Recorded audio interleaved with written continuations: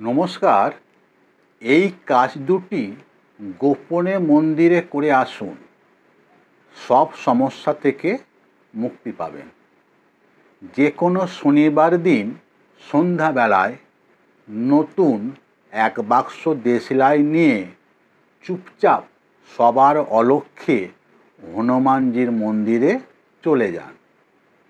তারপর হনুমানজিকে নিজের সমস্যার কথা জানান এবং দেশলাইয়ের বাক্সটি সেখানে রেখে চলে আসুন। এর সাথে আরেকটি কাজ করতে পারেন।